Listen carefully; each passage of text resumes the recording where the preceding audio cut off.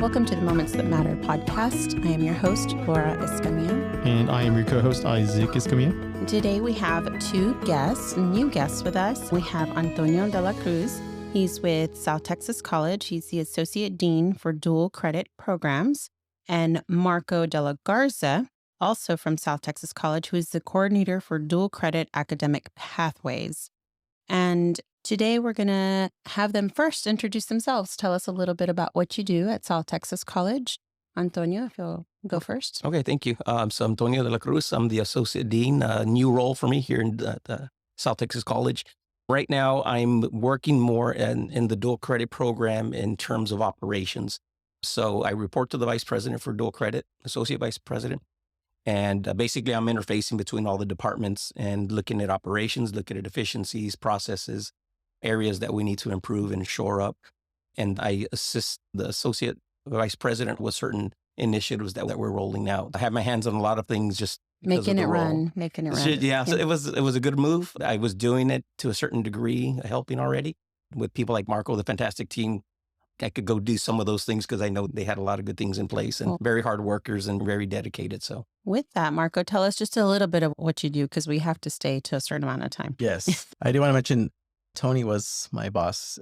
So he did move up. So I'm really happy for that. He's now in that role, in that position. But like you said, Laura, I am one of the coordinators for Dual Credit Academic Pathways. There's about 5 coordinators in our department. We have our set of schools that we do oversee, and we make sure that those schools are either on track with their students, making sure that they're on track with their associate's degree or taking the right classes that are being offered, providing that advisement, providing parent presentations, student information sessions, orientations, and so forth. We do a lot of everything. Yeah. So I've been in this role about 8 years now, but I've been in dual since I started with the program, which is probably like 11 years. So wonderful. So dual has been all I know Your since life. I started in higher ed. Life. Yeah, dual is life for me. Quite a bit. I know about dual some. enrollment. Tony knows a lot about the state stuff, but I know some. It's good to have both perspectives. Absolutely. Yeah. So part of what started this conversation to have you all on, the podcast focuses a lot on college readiness and helping parents mostly understand the terms and the things having to do with college and getting their kids prepared for college. So for Isaac and I, we have 2 kids in college, and both of our kids did dual enrollment. We've always been huge proponents of dual credit. One of the largest things for us was that there are a lot of school districts in the area now because having early colleges, and that is something that I deal with Star Scholarship Fund. One of the main criterias for our scholarship is that students already have 12 undergraduate credit hours completed before they apply. Okay. So when I deal with the early colleges, it's no problem. It's easy. Yeah. All the kids practically are eligible to apply.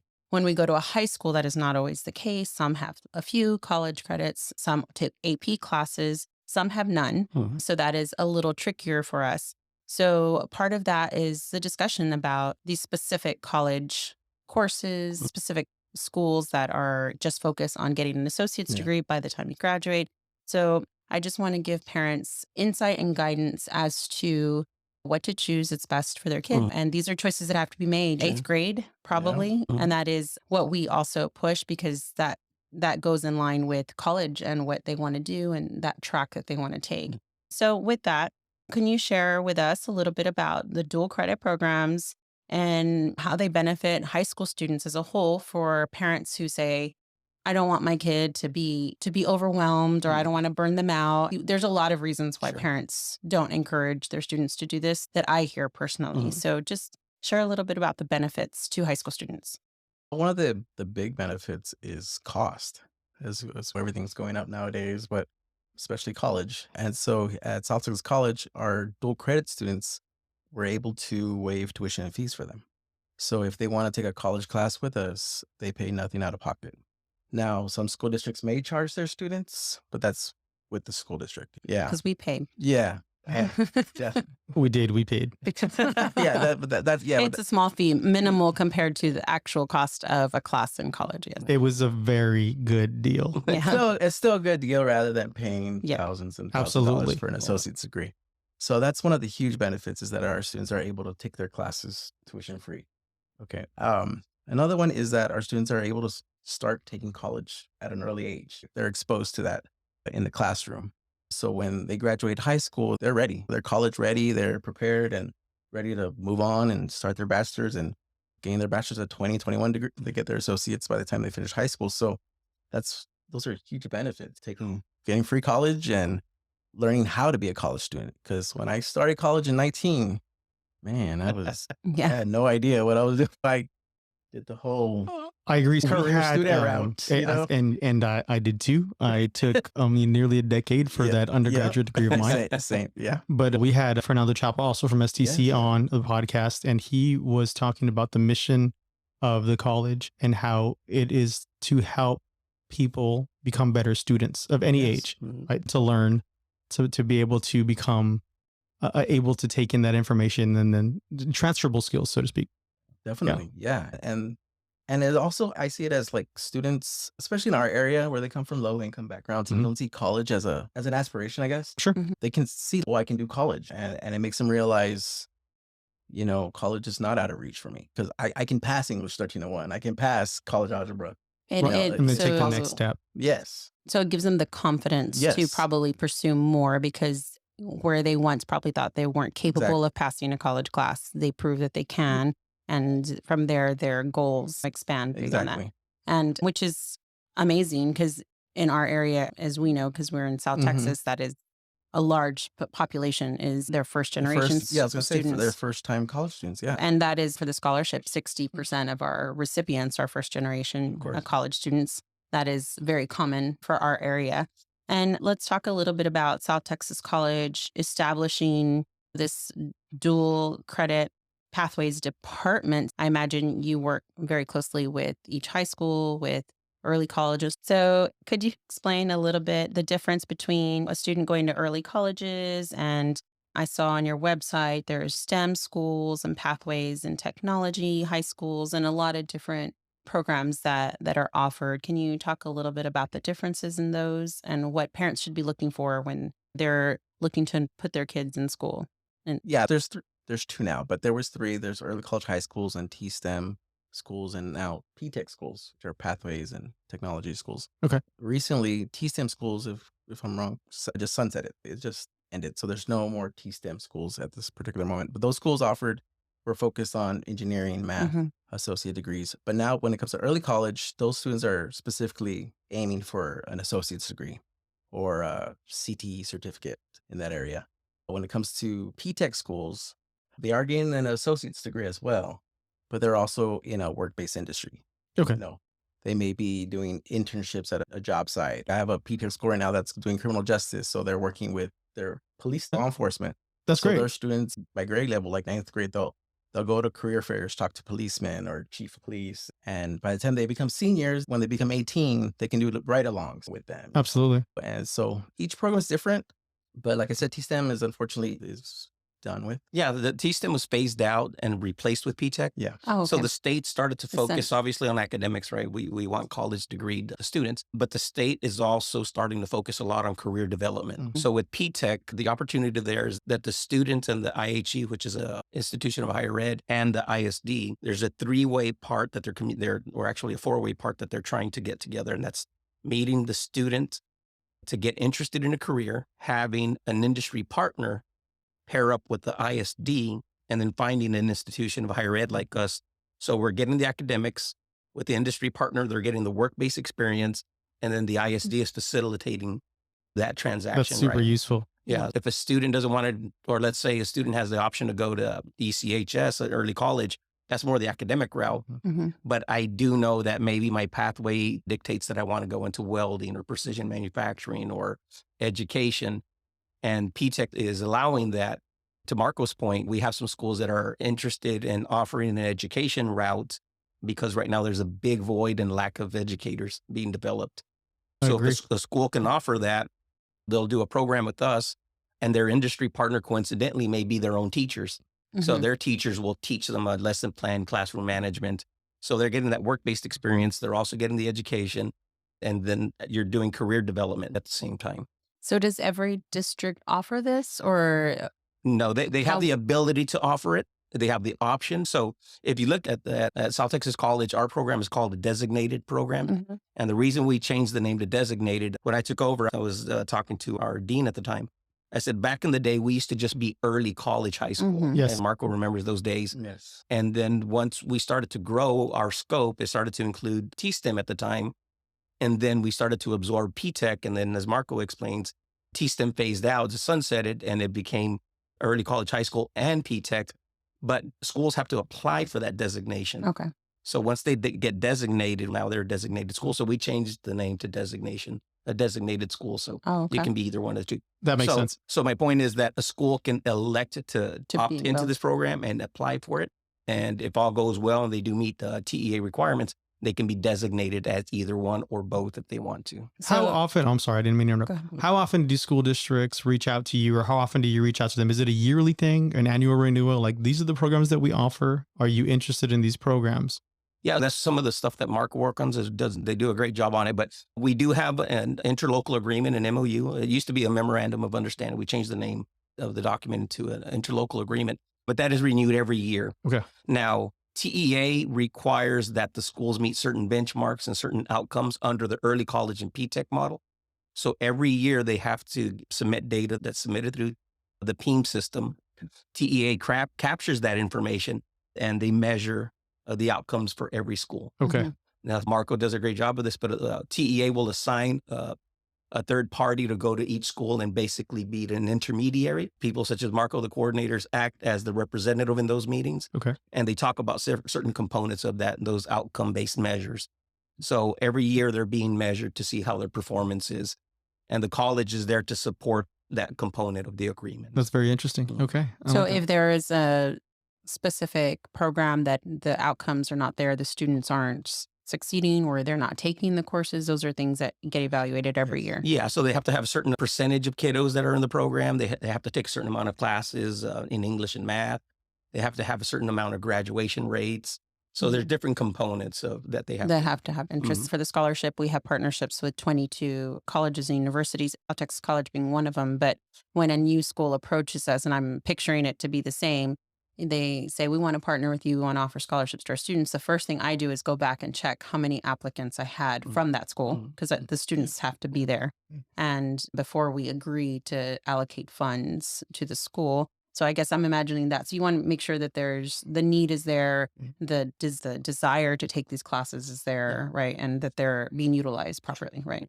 So that's great information to have. So when you're looking at your district, parents, whether they offer it or not, those might be some of the reasons why they do or don't. They may not be interest, or they may not be the need, or what the district is focusing on. Yeah, and a lot of it is driven by student interest, right? So they have to they take student interest forms and try to gather that information and see if we can pair that with the ISD. So when we're going to talk to parents and they're, like I said, they're looking at enrolling their students into dual classes, what are things they should be considering? What are factors they should consider in this? Because admittedly, and we talked about for our kids, we do have an early college, I guess, in our district. We do. But we didn't push our kids to that. You know, they were, I guess, trying to recruited, if you will, because they're bright kids. But we didn't see the need for that because we felt the high school could offer that service to them. They could still take dual classes at their regular high school while still being engaged with the normal public school athletics and experience of that. So can we talk a little bit about how to guide parents through that when they're trying to make that decision for their kids? Because that is really, I feel like parents are the ones that push that and guide their kids to that decision on pros and cons. Because that happened with our son. He had some friends that went to the early college and his parents want him to do it. His parents, that kind of thing. So what are parents looking for? What advice can we give our parents?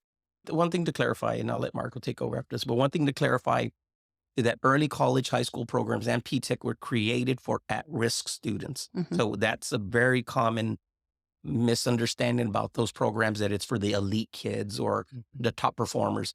When students apply for early college or P-TECH, the incoming information in the application is not looking for the top 10 kids.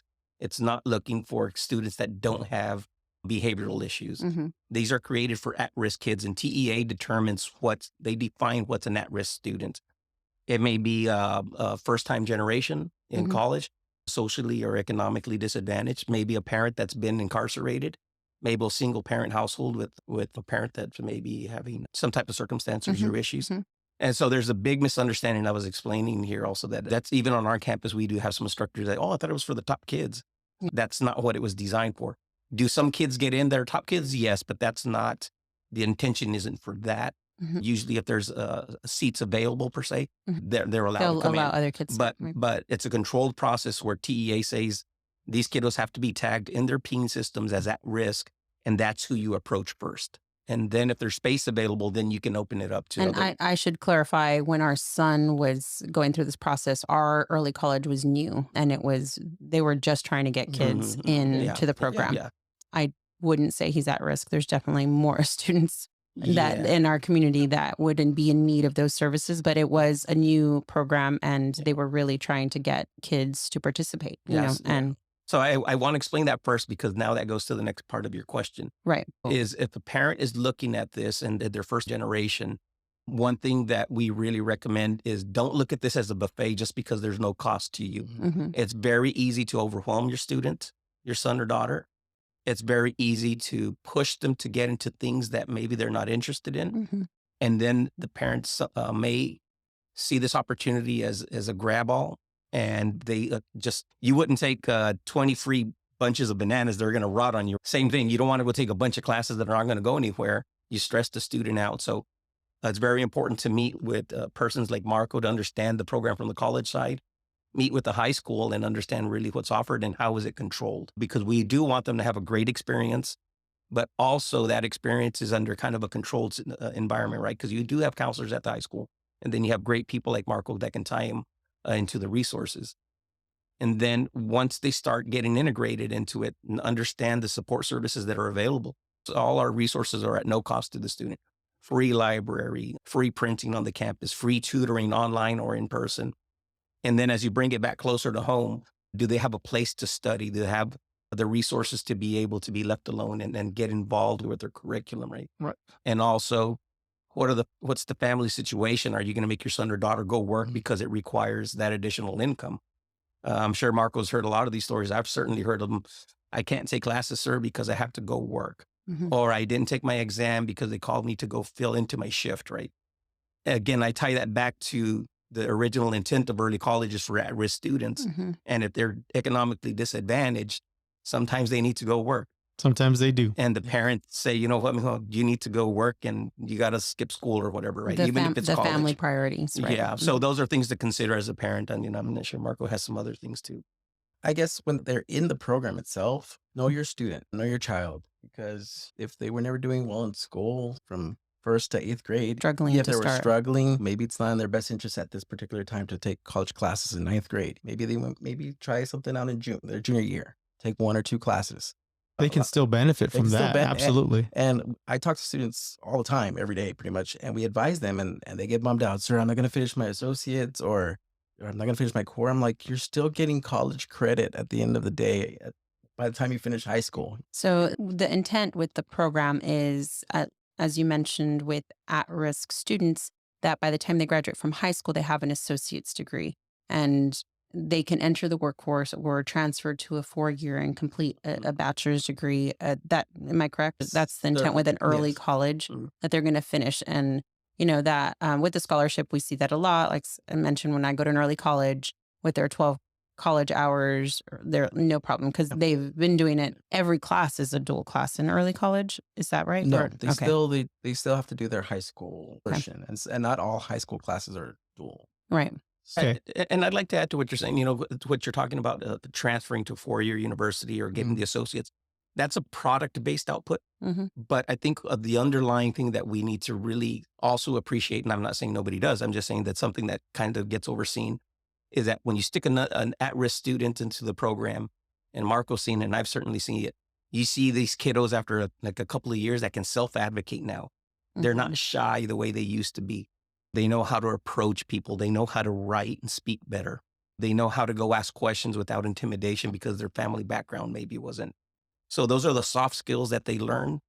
And so it's not only, I got 12 hours or 18 hours or but 42 also hours. and also the confidence level confidence, to yeah. in themselves to take harder classes and challenge themselves, and the There's- ability, the belief to do more. Yeah. And then that's an added benefit that sometimes we don't always talk about. I would consider that college ready, because that was a huge part of college, is advocating for yourself. At a 4-year in graduate school, everywhere, you have to talk to the people that run the university. You have to talk to your professors. It is such an important skill. Yeah. And those that don't really do miss out Yeah. on a big component, a huge component of that experience. We tell our kids half of going to college is learning to juggle the red tape, advocate for yourself, get through the process, and learn to cope with these situations. Absolutely. If something's not going your way, you need to go talk to your professor. You need to go see a tutor. How to recognize that you need help, how to recognize that you need to speak to somebody and advocate, ask these questions. So Navigate the bureaucracy. yeah, that is definitely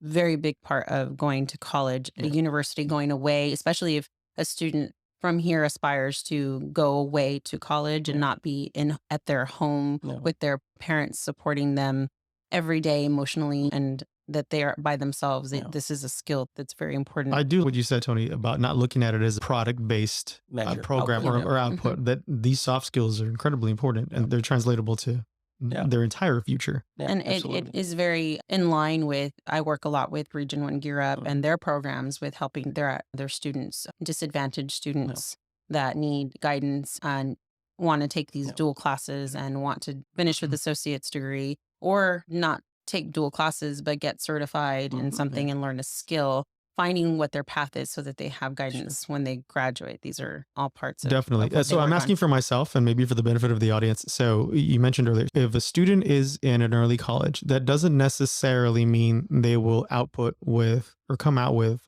an associate's degree, correct? That's correct. That is that like not the mission, or is that not the goal of it, or just sometimes students don't. I wouldn't call it the goal. I would call it the opportunity. That's a better way of putting it. You have the opportunity to finish, but again, I say this really carefully, a lot of people lose sight that these are at-risk kids. By definition, these are kiddos that probably would never have had this opportunity had this program not existed. They would have been left out. I'll tell you a story. My dad, he was a migrant worker. He had a full ride to UT, but he didn't have the confidence, and he passed on it. And had it not been for this program, some of these kids may not have, I'm not saying all of them, I'm not saying they wouldn't have gone, but this is the opportunity that some of these kids, and we've heard the conversations, man, I didn't think I was going to be able to do this, right? If we're going to go product-based measures, kids pass TSI, that's one success. The other one is they finish 15 hours. They get a certificate. They get core complete. So it's not just the associates, but there's different measures of success, right? For a demographic that probably wouldn't have engaged with this process. That's really important to consider, because if you look at it from the perspective of a parent that has never experienced college, those are all wins for them. Incredibly huge wins for all of them. I have a master's. My wife has some. My sister just went. My sister-in-law has a master's. My brother has 3 masters. My kids have zero excuse not to have anybody to go to. That's right. Business, science, engineering, they have zero excuse. Now they're standing on your shoulders, right? Yeah. But for these at-risk children, they don't have any. They're starting from scratch. Yeah. So it's an opportunity to earn an associate's, but there's that soft skill that they probably wouldn't have gained, but also these little wins, the product-based wins. That I like that. That feels far more comprehensive than just looking at it from the point of view is, I'm going to have my kid graduate with an associate's degree before he graduates from college. And that's pretty much the very macro, from high school, the macro superficial view of an early college, like kid coming out with an associate's and we're done. But I think you're right, probably going off topic for a little bit, but about these kids we just had, we're having a conversation with a friend whose son is parents both with graduate degrees and professionals. And he feels overwhelmed that his parents already knew what they wanted to do when they got out of college. And he's in college at a good college, but he doesn't know what he wants to do. And that feels overwhelming. And Isaac and I were having the conversation about it. And our kids don't feel that pressure of having to know, because we didn't know. And we're very honest about that. When we went to college, we didn't know what we wanted to do. I don't know what I want to be when I grow up either. So our kids didn't have that pressure. So the parents' experiences offer a whole lot of mental pressures and these kind of things. Like you said, your kids won't have an excuse to not have that confidence in them because it was done already before them. So when you have parents who only expect their kid to maybe graduate from high school and they lose that sense of support or confidence in themselves to do this, or the expectations are change. And I can see how you're saying the TSI is a big deal, a big success, because now they're ready to take college courses, and taking 15 hours. In 15 hours, they can apply to scholarships, is like mine. So these are Or core complete. Yeah. All of those things are So super I important. think kids, no matter what their situation, at risk, coming from families who have parents who have master's degrees and doctorate degrees, they all have different pressures, but pressures nonetheless, right? So it doesn't, Yeah. they're all experiencing something, and we have to think about what that does to the student and at every level. Definitely, absolutely. And Isaac and I talk about this, and we'll switch to like dual and AP versus AP classes. So we are proponents of dual over AP. Go And dual. my thought process was always the dual class, they're going to get college credit. If they earn a B, if they, hopefully not a C, but if they have the A, if they have the B, they're getting college credit. And so we've always pushed our kids to dual classes. AP classes, the rigor of it is there, but if they don't pass that exam at the end, they don't get that college credit. Correct. And so those are always the guaranteed, let me take the guaranteed win. Yeah. That was the way I like the safe bet. And that's what we steered both of our kids. children toward, the safe bet. This is a guarantee. Yeah. So was that something that is ever considered when students are talking? I'm assuming that at-risk students, if they're getting into the program, are these things that they have to think about also? So again, look at it as an option on how it's marketed to kiddos. We do have some districts that they give a greater weight to AP than dual credit. But when you look at the options and the offerings, it can be very confusing for a student, because we're talking about ranking, and you're talking about competitiveness, and you're my best friend, and I don't want to feel certain type of pressure because we want to get into the same classes. Right. But you're AP potential and I'm dual potential. Right. And so it can get very competitive and very stressful for a student. So if I'm at a school and I'm the counselor and I told Marco, you get an AP, you get more points. If you get in dual, you only get a certain amount of points. It can get very confusing really fast, and you may be setting up that student for failure. Right. So It feels like a lesser, though, if a counselor puts it that way. Like, yeah. So again, I was managing one school district. They had 4 different high schools. They were stressing AP, but when you went to look at the math AP success rates, number one, they were significantly lower than dual credit, but one school outperformed maybe 2 of the other ones. So even the quality of the instruction is affecting the output of AP. So to your point, they finish the AP course, they don't pass the exam.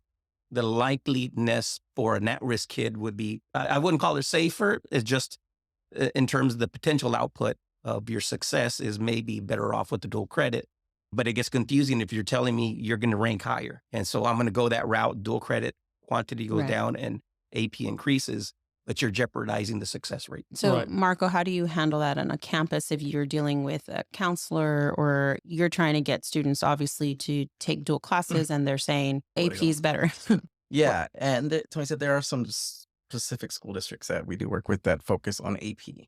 And I don't want to say they look down upon dual, but they view dual differently. One of the things that I hear all the time is that, dual won't transfer to the school that I want to go to, but the AP credit will. It'll go anywhere I want. But that's not really the case. There are some AP exams that don't transfer to every university. Same thing as dual. Not every credit will transfer to every university. So that argument is not really valid to me. But like, I agree with you, Laura. When it comes to dual, you're going to get that credit at the end of that term, of that semester. When it comes to AP, you're taking a chance there, you know? And don't get me, there's some bright kids. I see kids submitting AP scores to me so they can apply to their associate's degree, and they're, they don't need as many classes for their associates because they've taken 4 AP exams, which is fantastic. Right. But you don't see that all the time. Right. Right. So one of the things that happens with AP that I have seen, just based on our own child, he took the class and he did excellent in the class, but the exam was so far. He took it in fall and the exam wasn't until spring. So he got a 2 on the exam. Yeah. That's not college credit. That's not even worth submitting anywhere. But he had an A in the class. But by the time he took that exam, Happens it was all the time. It happens, He just didn't. And they had little study to prepare for the exam, but it's not enough. How do you fit by the time? I can't remember what I did last week. There's no way what I learned in the fall is going to translate months later that I'm going to remember all that content on an exam. So that was one of the biggest things that happened with our son. And I'm sure he's not, the only one that goes with that. Yeah. And Marco, and just to emphasize something Marco says, the misunderstanding that, AP can be applied anywhere. But what's the likelihood of you really moving that is to Colorado or New York to take that document? The number of students that actually go out of state is, the percentage is not huge. Yeah. And dual classes, we're referring to when we're talking to Fernando and talking about STC having the Common Core numbering system and make sure that they're translating to a different university, or if they want to continue at STC and finish their associates or their bachelor's. So the dual has that. AP gets picked up every once in a while. And both our kids, and we've said this before, they both were finishing a semester early because they had dual classes, because they were counted, because they were applied to actual core classes. Our son is in his second year and he's yet to take a history or an English or any of that in college. He's straight onto his major classes because he did that in high school. That was done. And just another clarifying point, just because they take the class here doesn't necessarily mean an out-of-state college won't take it. We see a lot of success stories where they take the syllabus and they say, this is what I learned there. And they compare and say, okay, we'll go ahead and give you that credit. So it goes both ways. So neither are guaranteed and to be accepted or not accepted. It's definitely possible that someone will take it. Can you walk us through, probably Marco, when you're advising a student? I know one of the other components to an early college is that they have a pathway, right? These are the things you need to get your associate's degree. You have to take these classes every semester and to get to the end result. A degree plan, if you will. And when you're in high school, it's just, I need to take a history. Which history do I take? I need to take a math. Which math do I take? So there is that kind of step because they have to get the class. But do you see a difference in advising when a student is at an early college or they're a regular high school taking dual classes? What should parents look for when they're helping their kids? When it comes to early college high schools, each high school can offer different things. So some high schools will offer just strictly interdisciplinary studies. And so we know what to advise. We know that schools just offering English, math, electives, governments, and we know we can plan it out and plan their junior year, their senior year, which is pretty simple, right?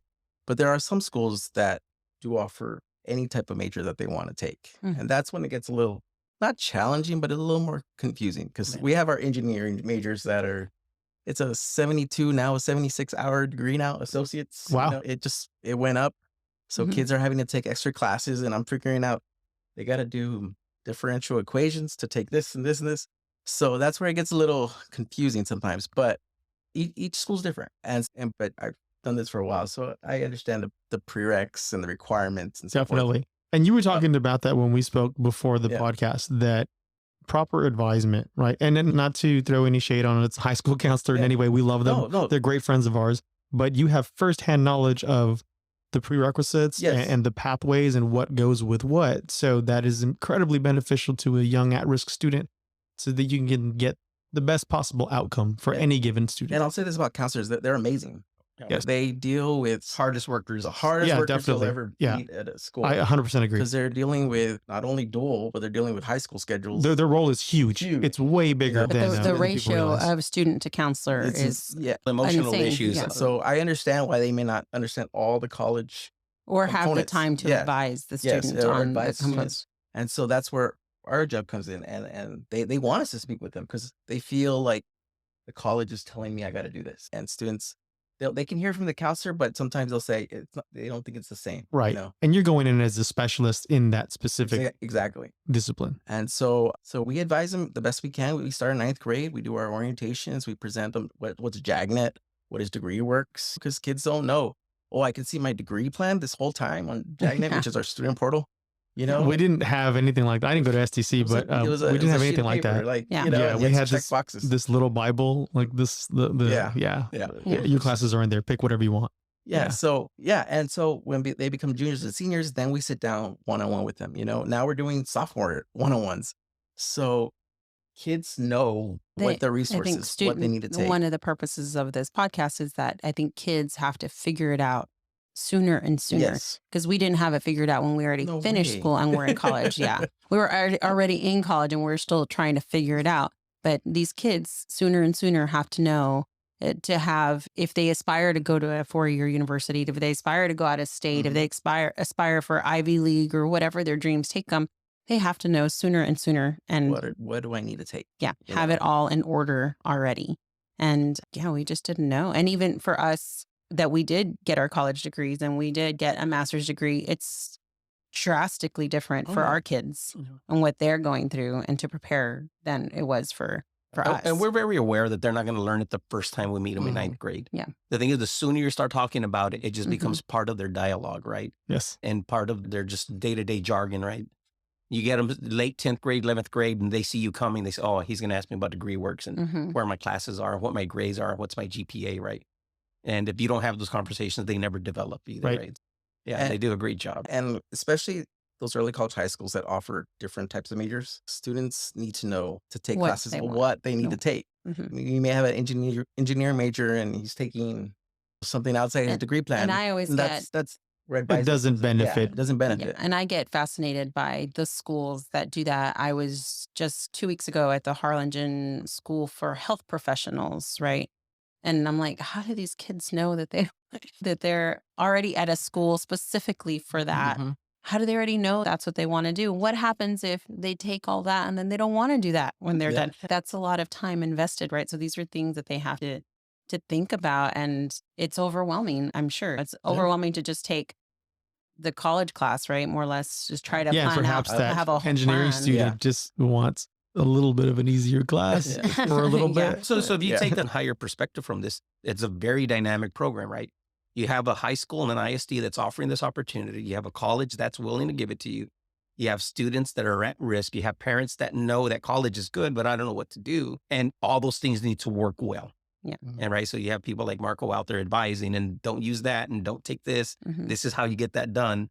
And parents have to show up here and the schools are paying a lot of money for textbooks and it's very dynamic. There's a lot of moving parts. There's only 5 of you? Huh? You're saying there's 5 coordinators and then each coordinator has a team specialist that we work with. And that's still a lot. I think 1,200 students per. We deal with 10 to 12,000 students per school year.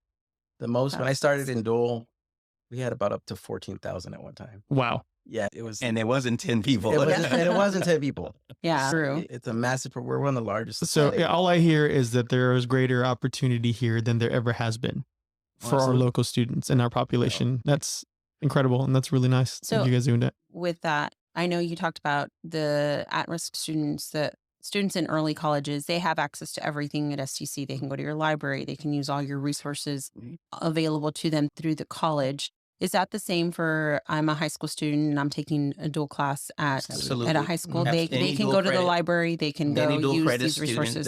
That's good to know. I didn't know that. I didn't know that parents can even go in to the library as an adult and get a community card. Community library. Oh, okay. They can take their kids in there. I did not know that. Yeah. They can use resources from it. Yeah. So that's great to know that the student can use the community resources. College, right? So yeah, it's built around that. Yeah. I'm community. This is why you gentlemen are here. Yes. Yes. To let us know these news things. to us. Yes. And when we do our advisement with our kids, when we sit down, we share them. These are the links. These are your resources. And this is what we offer. We say that to them when they come for our orientations in the summer when they're going to be 9th graders. You can use all these resources, take advantage of it. And I think that's probably pushed by the school if they're at an early college. But when they're at just the high school and they're taking a dual class, it may pass them. It may pass them by, yeah. But there are plenty of times that we needed to print a paper or our son needed to research something and we're trying to figure out, we're buying a PDF of a book because he needed, that if we had known, he could have used or buying that he could have used the library which is right, in our area, it's close very to us. Close. And SDC has campuses, all across the area. That would have been good information to have. Maybe send a little flyer with the parent. I was speaking to an English instructor before spring break, and one of her assignments is to get their essay reviewed at the RCLE, which is our tutoring center. So students can be aware that their essays for their college essays can probably be used. Use the tutoring center. That's super useful. That's a great idea. Which is a great point, because one of the paradigms that we need to get away from is that you only use tutoring when you're failing. Yeah.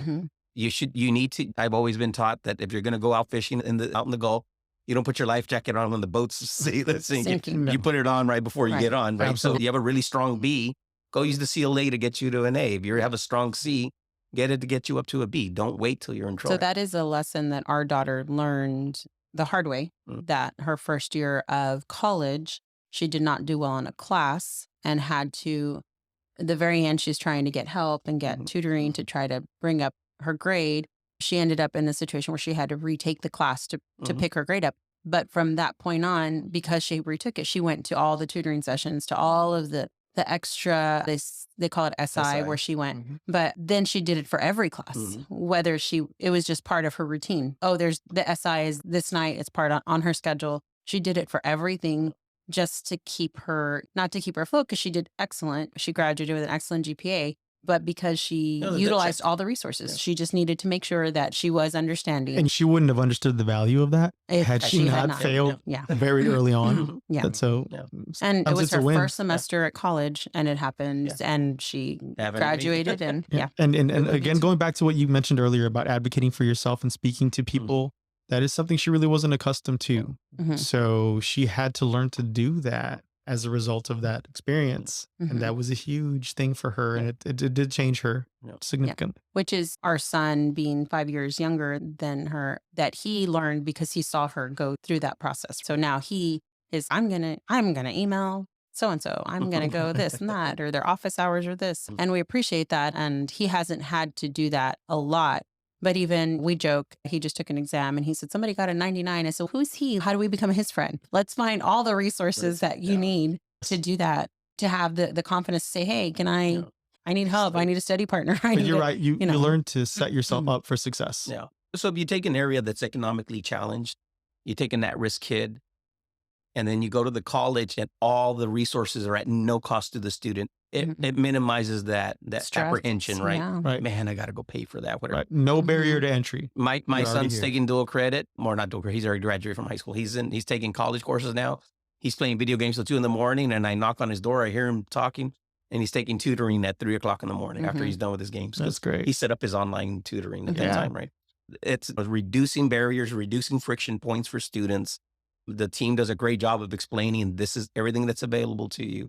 And then the systems that the college puts in place, such as Starfish, which is an early alert system to indicate you're doing well, you might need to go see somebody. And those are indicators for the students to be able to go react, right? So there's systems like a in place. progress report. Right? Yeah, it's a progress report, but there are systems in place as they're going through their system, through their schedule, to be able to alert them, but also you reduce those apprehension points, those friction points. So right. So you will reach out to them. Yeah. So Marco sends out reports to all his schools that at that moment and tells them this is the status of all your students. Right. Because when it was our day, no one was looking. No. You go get your grade on the door. Yes, right. On the little board. Print out and think, that's not my number. And you're like, do the line across. This is me. And I think one of the greatest benefits of this is there's a trickle down effect, that these kids do well, they succeed if they have siblings, and it's improving as a whole, the community. And like I said, our son learning from our daughter's situation. And I will just say, on the flip side, at the end of her college career, she became a tutor at the school for student athletes. So she went from needing the tutor to becoming the tutor. And that was amazing to see that full circle.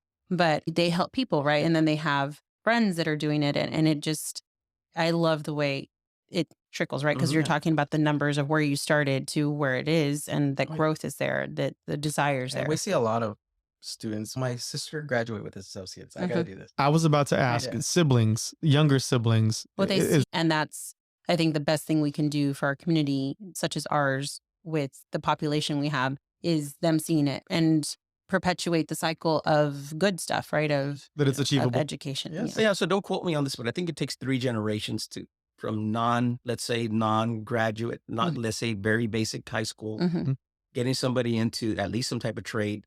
So then when you get somebody to finally get into a bachelor's, if you look at the number of generations that it takes to get that, I think the number was it takes like almost 3.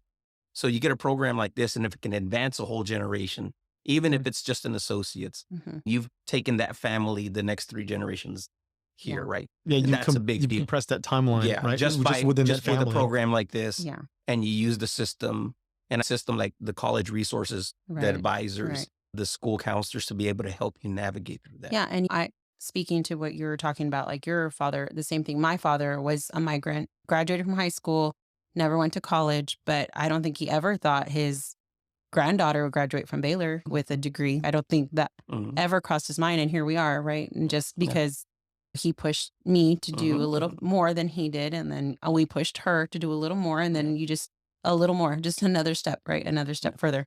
So I think speaks a lot volumes about the work you're doing and the effect it'll have, the impact it'll have on the community as a whole. So I think that's awesome. And I can't even imagine. What did you say? 12,000 students. I brag about the 6,000 applicants we have a year. That's so it's great. Yeah, but that we process them. But every year is, I can't even imagine double that. Our program is one of the largest in the state. That STC developed a national conference for dual credit. Wow. A lot of people from around the country will come down to our conference and leading by example. They want to know how do you manage? Do it? Yeah. How do you do it? And they paid for us to go to Florida and Utah to go teach them. On that note, how do to wrap everything up, how do you see the future of dual programs and opportunities that it'll present for the community? Because we have so many school districts. I can't imagine that we have an early college in every district and we have these programs in every school. What does the future look like for this? I see us growing more. There's a few schools that are signing up with us that we're partnering with. Because you go from like the smallest of districts, right, to the largest of them. That's not really a... Yes, and there's a couple new school districts that are that we're going to partner up with that is just growing. There are more course offerings, more programs that are available to our community, which is fantastic. It's expanding and it's growing, and it's providing opportunities for students, like I said, that would never see themselves in a position graduating with an associate's degree. In SCC graduation ceremony, it makes me happy when I see it. I take pride in it. I take joy in it because these kids, like we said, they come from backgrounds that we don't know, low income families, first generation students. So this is an opportunity that I feel that if we can keep pushing it, and our community can change. Yeah, I feel like it's more commonplace, at least for me and in my field, that, it used to be years ago when I first started, you have college credit. When you see a high school senior, you're going to have this person's going to have an associate's degree when they graduate from it. Now it's, they probably, it's normal for students to finish with 20, 30, 40 college credits. You're right. And we've changed the conversation, right? Because now we're talking about, well, where's this going to transfer to? Yeah. Will this transfer to an Ivy League? Like, we weren't thinking about this before. We were just thinking about, man, we're going to get a college credit. This is amazing. But now we're talking about, what am I going to do with this when I get done with it? And when I see it, the transition, like I said, I've been with Star Scholarship for 19 years. And our program has always been that you had to have those college hours before you apply. We never even talked to high schools, ever. We just focused on our college partners because that's where the kids were that had the college credit. We didn't have students. Yeah. It was very rare to have the students.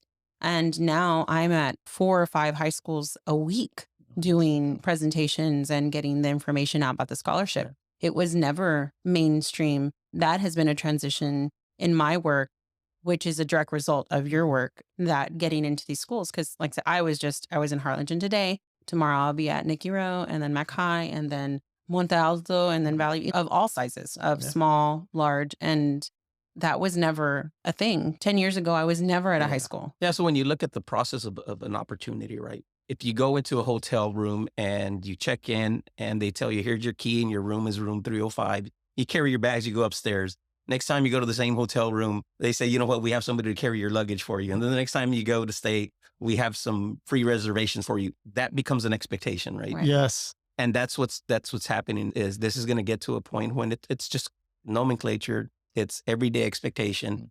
And it's not a program that an ISD has accepted to add on. It's just integrated. Yeah. Right. It's just an expectation that's normalizing. That the school's going to offer it. And this is... and so to your point, it's not only brother and siblings or whatever that share that experience, but it's peer to peer. Right. And Marco's seen this, and I've seen this a lot. Kiddos and friends studying together in dual credit. Now they've created a community. Right. And they've created a chat. Hey, make sure you're studying. And did you do your homework? Or the instructor posted this. And it just becomes its own community, even amongst them. I can see that. The family you choose. Yeah. So I have a daughter that's in dual credit. She's a senior now. And she said, Dad, how do you do this? And I got on the phone and I showed her how to do it. In 10 minutes, she had text like 15 of her friends. They were sending it out to their friends. Okay, cool. Now we got it. So there's that subculture that happens That also, right? is incredible. Yeah. And so the next generation comes up, says, oh, I know that's possible, right? And that's what we're doing is the possibilities. Right. And so you get that opportunity, it becomes an expectation, right? Yeah. It's a good expectation. It is. And it's becoming, you're right, a lot more tightly integrated into the ISDs. Yeah. It's not, it doesn't feel as optional as it used to maybe 10 years ago. Maybe we'll try it out at some point. Now it feels like you should be doing it. Yeah. Like, and it is an expectation. Like we do, do college advising, college readiness. And these schools more and more, how many dual classes do you have? How many AP classes do you have? What does your resume look like? How did you challenge yourself?